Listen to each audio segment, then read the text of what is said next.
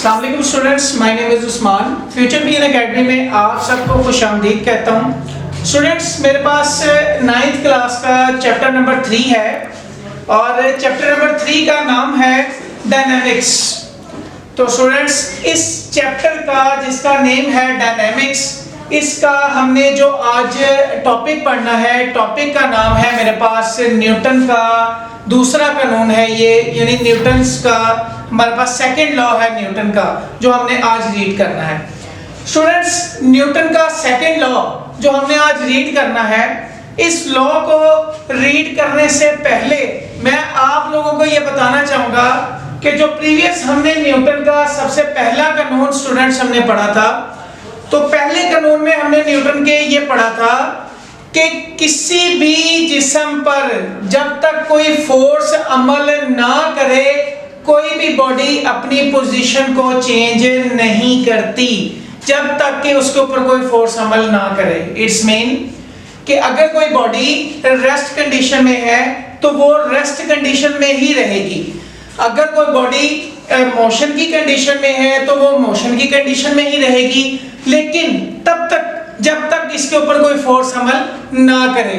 अगर तो body rest condition में है, अगर हम उसके ऊपर फोर्स लगाते हैं तो फोर्स लगाने से अगर वो रेस्ट कंडीशन से मोशन की कंडीशन में आ जाता है या मोशन कंडीशन से रेस्ट की कंडीशन में आ जाता है, तो इट्स मीन हमने इसके ऊपर फोर्स लगाई जिसकी वजह से उसने अपनी पोजीशन को चेंज कर लिया।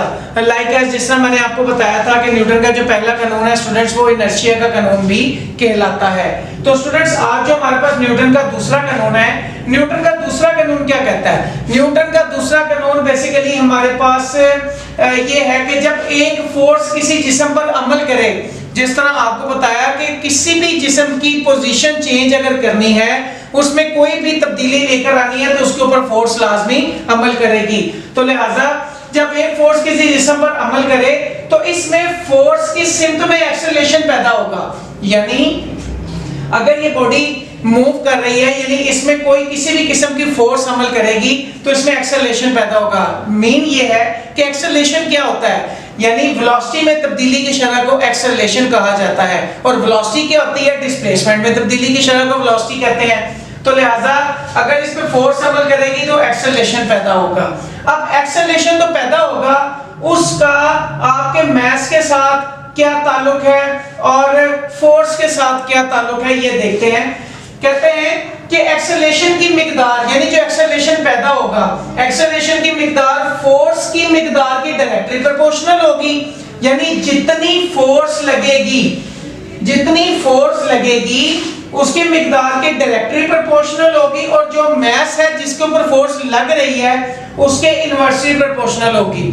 हमने प्रीवियस टॉपिक्स में स्टूडेंट्स डायरेक्टली प्रोपोर्शनल और इनवर्सली प्रोपोर्शनल के बारे में रीड किया हुआ है कि एक चीज के बढ़ने से दूसरे की मिकदार बढ़े, एक चीज के कम होने से दूसरी कम हो, डायरेक्टली प्रोपोर्शनल। एक चीज के बढ़ने से दूसरी कम हो जाए, एक के कम होने से दूसरी बढ़ जाए, वो इनवर्सली प्रोपोर्शनल होता है। तो स्टूडेंट्स, ये हमारे पास थी इसकी डेफिनेशन। अब इसी डेफिनेशन को हमने एज ए डेरिवेशन एक्सप्लेन करेंगे।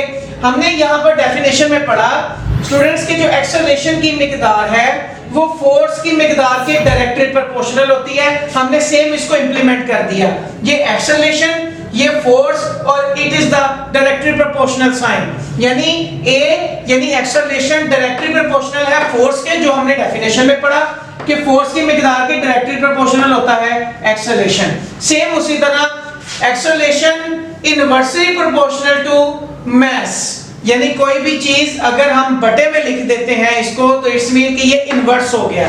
यही चीज हमने डेफिनेशन में पढ़ी थी कि फोर्स की मिकदार के डायरेक्टली प्रोपोर्शनल और मास के इनवर्सली प्रोपोर्शनल है, यानी ये एक्सेलरेशन मास के इनवर्सली प्रोपोर्शनल है। हमने सेम एज इट इज ये दोनों चीजें डेफिनेशन वाली यहाँ पर एज ए डेरिवेशन इंप्लीमेंट कर दी। स्टूडेंट्स, अगर हम इन दोनों को इकट्ठा करें तो इकट्ठा किस तरह से किया जाएगा?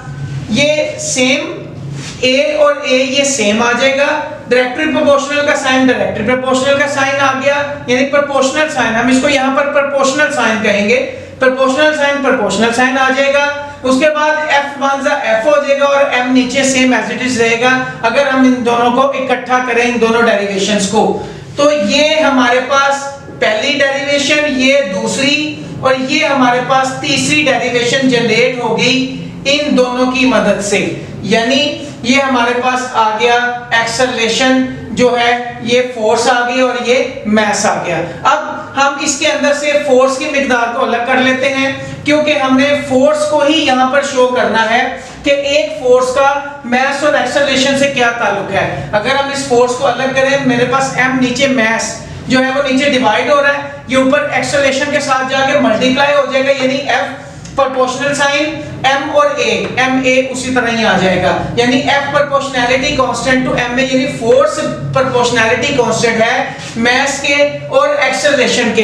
अगर मैं इस प्रोपोर्शनैलिटी के साइन को खत्म करूं तो हम जानते हैं स्टूडेंट्स कि इस साइन को खत्म करने के लिए हमारे पास इज इक्वल टू k के इक्वल होता है ये प्रोपोर्शनैलिटी का साइन। ये प्रोपोर्शनैलिटी का साइन अगर हम इसको खत्म करना चाहें तो f उसी तरह ही रहेगा, प्रोपोर्शनैलिटी के साइन को खत्म करके इक्वल टू k, यानी ये कांस्टेंट इक्वल टू k के कांस्टेंट बराबर होता है। तो यहाँ पर इक्वल टू k आ जाएगा, ये ma हम सेम एज इट इज लिख देंगे, यानी f is equal to proportionality का कांस्टेंट यानी k, उसके बाद हमारे पास ma एज इट इज आ जाएगा यहाँ पर। यानी ये हमारे पास से डेरिवेशन बन जाएगी फोर्स बराबर है कांस्टेंट मास और एक्सेलरेशन के। अब यहाँ पर अगर हम देखें स्टूडेंट्स, तो इस चीज से हमें ये चीज शो होती है कि हमारी जो फोर्स होती है वो बराबर होती है मास और एक्सेलरेशन के।